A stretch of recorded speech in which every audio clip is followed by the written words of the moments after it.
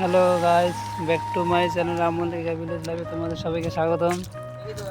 দেখো আমাদের পাতার কি অবস্থা, এত পরিমাণ বৃষ্টি হয়েছে মাঠে, দেখো জল দাঁড়িয়ে গেছে।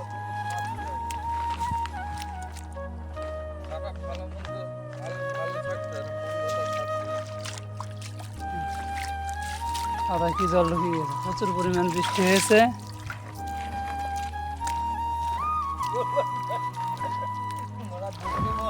দেখো মাঠে জল দাঁড়িয়ে গিয়েছে, আমাদের কি কষ্ট, দেখো সব পাতা জল ঢুকে গিয়েছে। এখানে দেখে তো মনে হচ্ছে নদী, তাবুর মধ্যে নদী হয়ে গিয়েছে। সারা কথা কি পরিমাণ জল, মনে হচ্ছে সুইমিং পুল,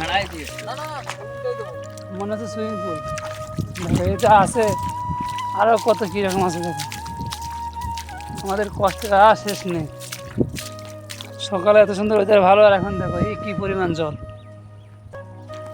4-5 জন লোক সব কাজ করছে, মাঠে কি জল দাঁড়িয়ে গেছে।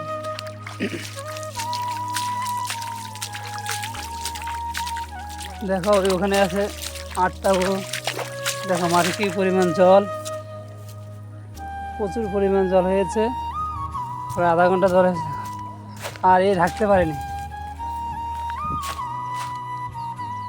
এই পাতাগুলো ঢাকতে পারিনি আমরা, সব বৃষ্টিতে ভিজেছে।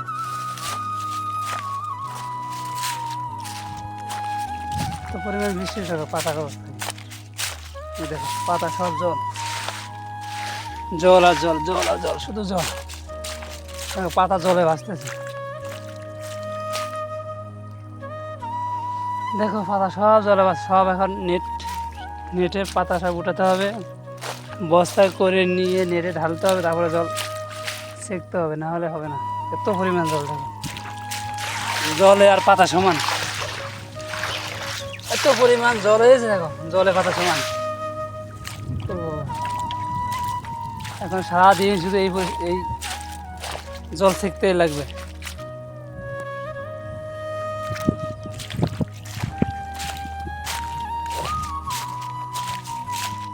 দেখো জলের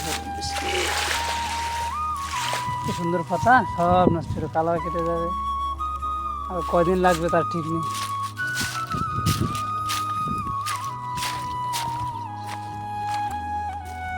এখন বাজে 11টা। দেখো তাই এগুলো ঢাকছে, এগুলো ঢাকতে পারেনি, তাতে এত পরিমাণ জল।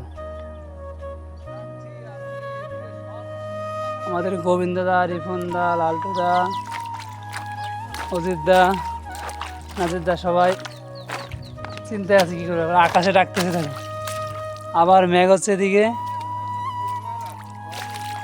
আবার আমাদের এই কালাইটা ডুবে থাকো, এইখানে দেখো মনে হচ্ছে সুইমিং পুল, এত পরিমাণ তার জল হয়েছে।